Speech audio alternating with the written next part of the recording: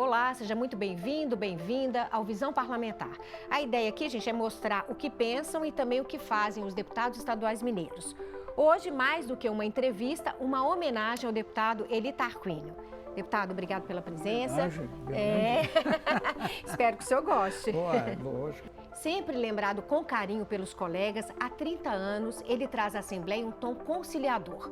Profundo conhecedor do trabalho legislativo, o deputado é autor de leis importantes, como a criação de consórcios de saúde intermunicipais, o repasse automático aos municípios da cota do IPVA e do ICMS. Também esteve à frente na busca de alternativas ao pagamento da dívida de Minas com a União.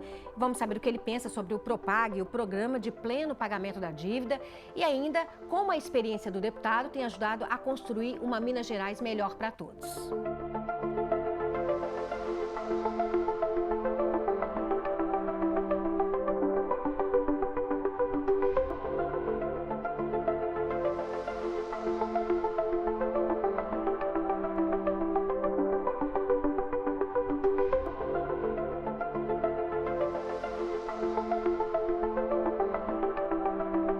Deputado, então, muito obrigado pela presença.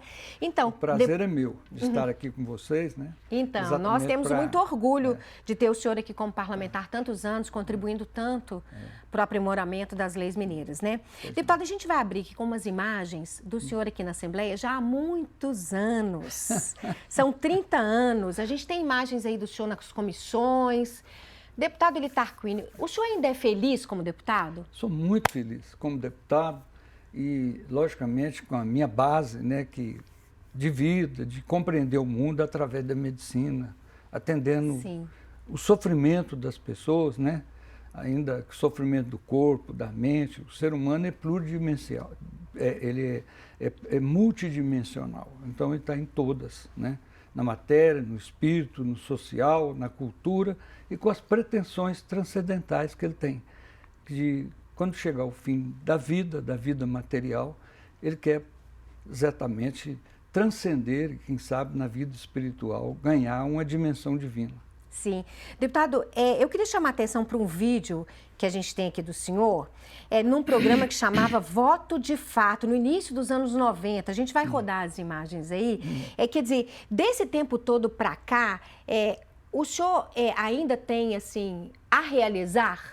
Depois desse tempo todo? Tem. Não, o processo legislativo, né, o poder legislativo, é um poder realmente que pode mudar muita coisa para uma existência com menos sofrimento, né, e com mais, vamos dizer assim, com menos sofrimento e com mais entusiasmo de viver, né, buscando sempre o polo mais da alegria, menos o da tristeza. Né? Nós vivemos sempre numa ambivalência assim, proposta pela própria natureza, depende das ações dos homens. E as leis têm que ser feitas nesse sentido. Mas para acontecer tudo isso, nós temos já construído muito no Brasil, principalmente com Ulisses Guimarães, né, e outros, e muitos, quando fizeram a Constituição Brasileira. E a Constituição Brasileira é um conjunto de princípios e normas lato sensu que caem como verdades também, assim que ninguém pode retocar muito. Então são verdades mesmo, né? Verdade como a mãe, que nunca muda, e como Deus também, que sempre está presente. Então, no plano material, eu tenho certeza que o poder legislativo é que pode mudar muito, logicamente, para o executivo executar tudo isso. Né? Depende do sistema de governo, se é parlamentarismo, presidencialismo. Eu ainda penso muito no parlamentarismo. Eu acho que o Brasil precisa sair dessa situação. Mas isso aí só o tempo vai fazer acontecer. Né? Então eu sinto muito feliz de participar disso e sempre a gente lê aqueles grandes clássicos, né? E aí, para se entender melhor a Constituição, a gente tem que acompanhar o processo legislativo. Ele tem hora que evolui, tem hora que tem dificuldades. E como que o senhor contribui, assim, de alguma maneira, com os parlamentares mais jovens? A gente tem, por exemplo, a deputada Chiara, a deputada mais jovem do Brasil, 23 anos. Temos outros que entraram. Como é que o senhor ajuda de alguma maneira com a sua experiência? Na minha vida médica, a gente percebe isso, que quando eu formei, eu fiz residência médica também de cirurgia, mas a cidade que eu fui era Patos de Minas, naquele tempo tinha 18 médicos, então a gente era obrigado a fazer clínica geral. Então você conhece a evolução da criança, né? Desde a gestação até quando parte, né? E Deus está me conservando aí já com 85 anos. Não, o senhor está bem demais. Apareceu ali com o cabelo branco, na verdade, com o cabelo preto, mas agora só o cabelo branco que mudou. Não, nunca pintei, né? Eu não gosto. O cosmético é só para, às vezes, dar alguma ênfase, mas, na verdade, a gente tem que ser mais naturalista, né? Não, o senhor tá então, muito é o bem. seguinte, a gente sempre percebeu as mudanças das gerações. As gerações mudavam o costume de 30 em 30 anos, lá para trás, depois de 20, agora é de 10 em 10 anos. Ou, às vezes tem muita coisa nova, né? Porque com a globalização nós passamos a conhecer outras pessoas de outros continentes, de outros países, né? Europa, principalmente, está mais distante. A própria situação da América do Sul, que sempre vai acontecendo, aprendendo com a Europa, aprendendo com os grandes clássicos, e depois também Estados Unidos, né, América do Norte, os continentes.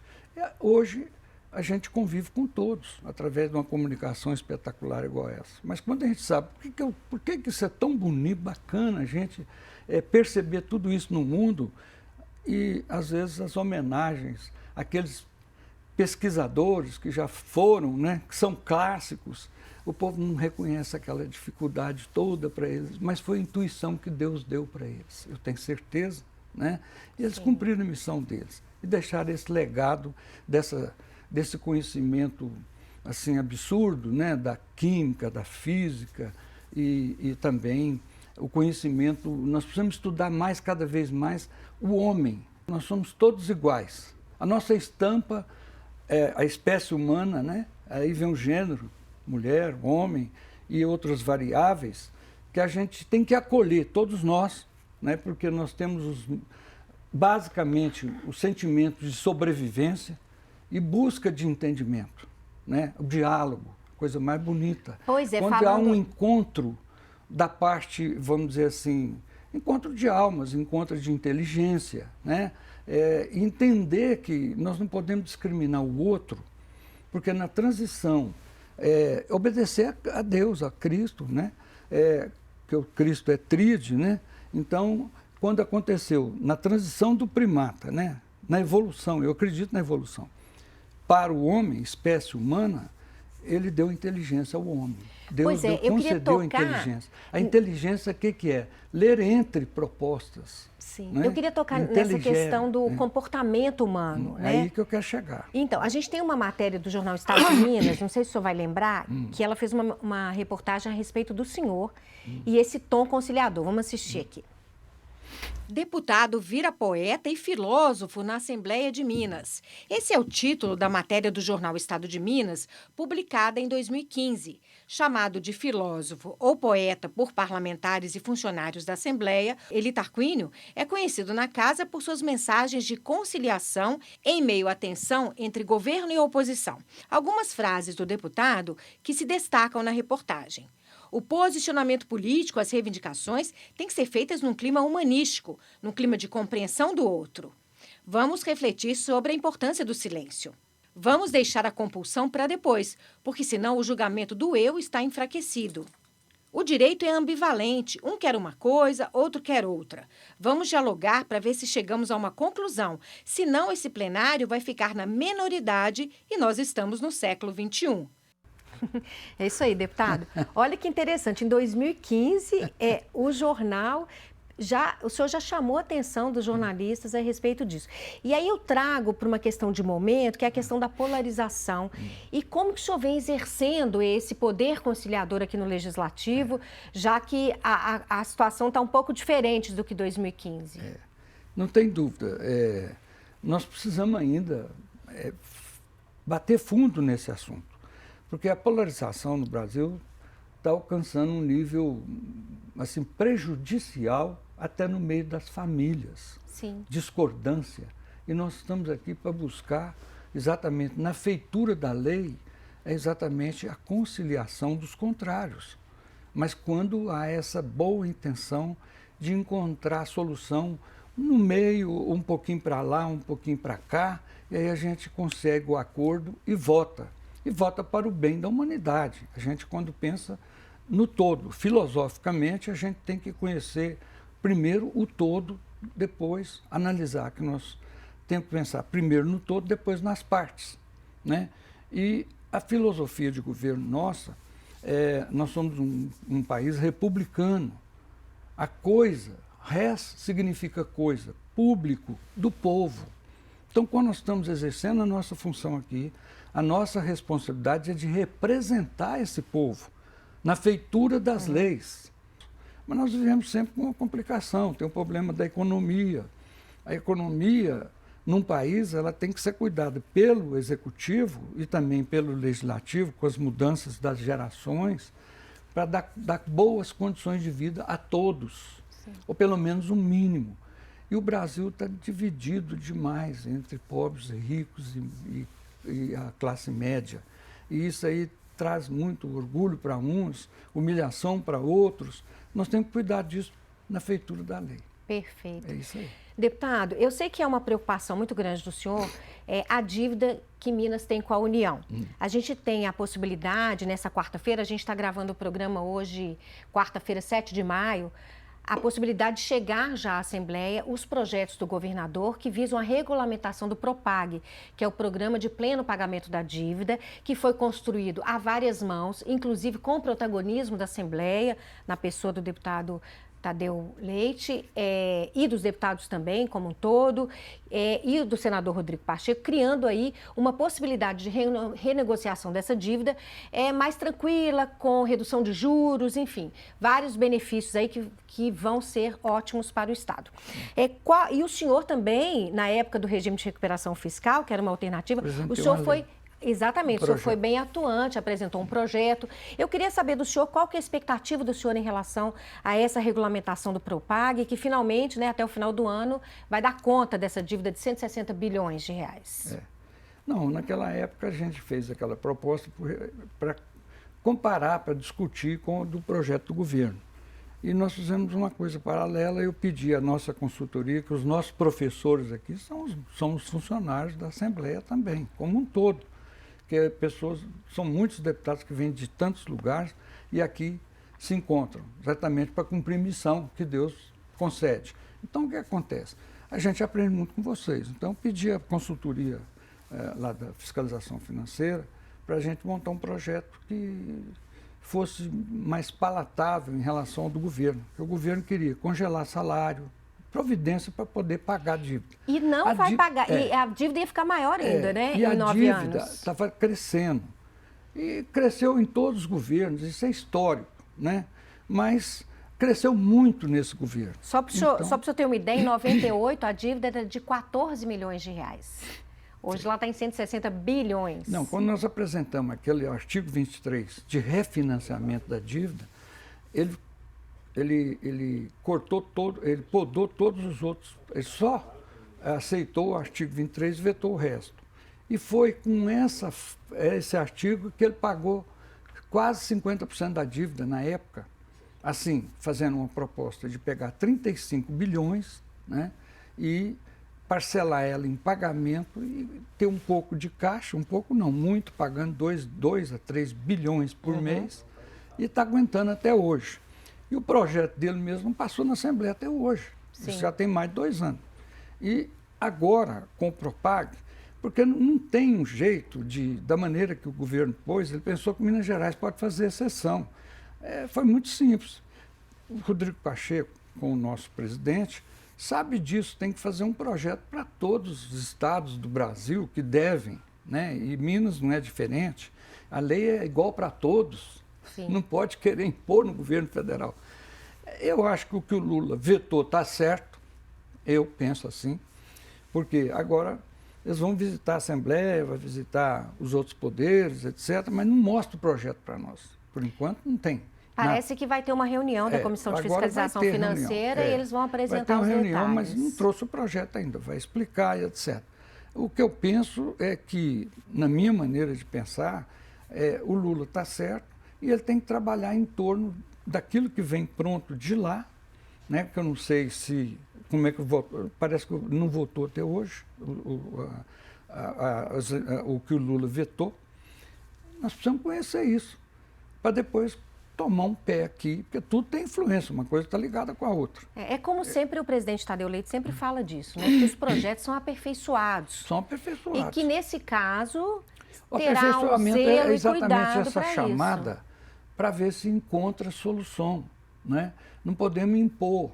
E agora, de bom grado, foi bom o governo vir para a gente agilizar isso, porque senão Minas perde o time, certo? Assim, ele não chega em tempo, porque só tem prazo até dezembro. Mas parece que ele resolveu agora tomar um caminho e uma decisão.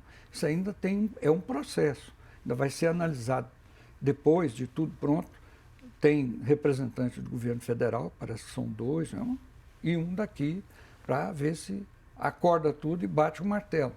Então, Perfeito. eu sou, assim, preocupado, porque isso não pode, de tal maneira, sacrificar mais ainda quem já está um pouco desprotegido. Olha aqui, você viu, não passou até agora as propostas aí tem 60 mil pessoas no executivo, nas diversas, vamos dizer, ramificações dos servidores do executivo, que não ganham salário mínimo. Então, eu acho que isso aí é nobre, não precisa explicar.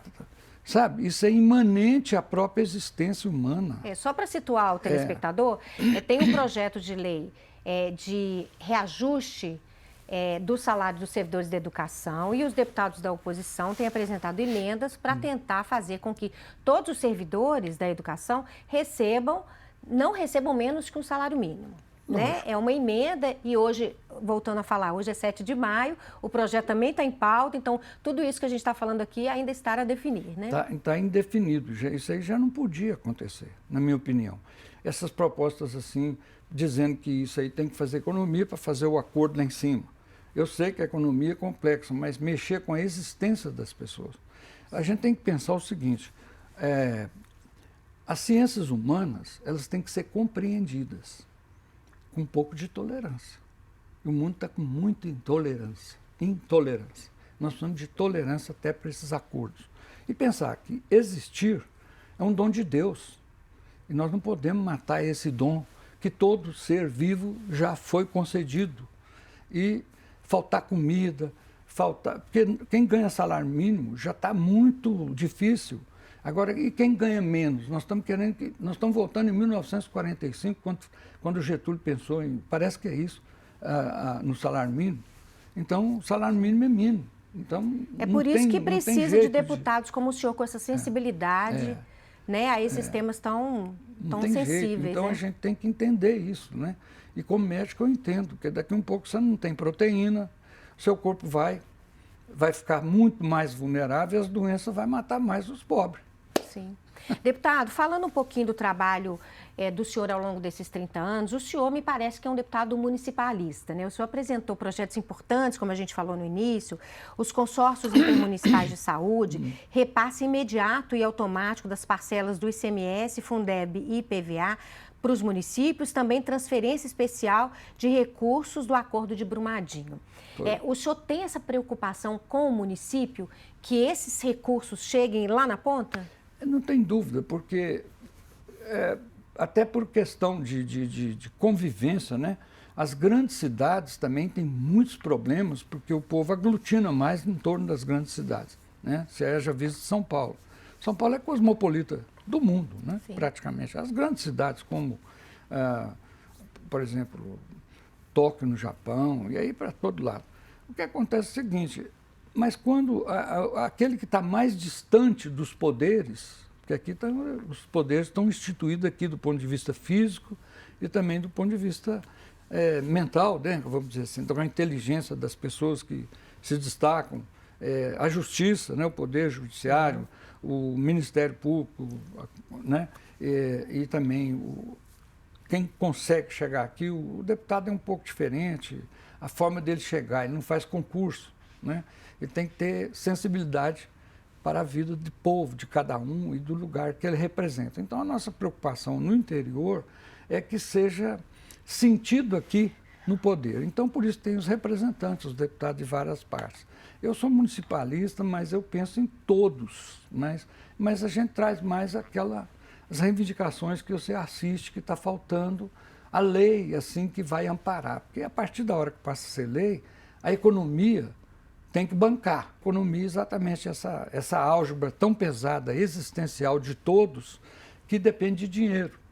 Então, você tem que entender as prioridades numa situação hierárquica.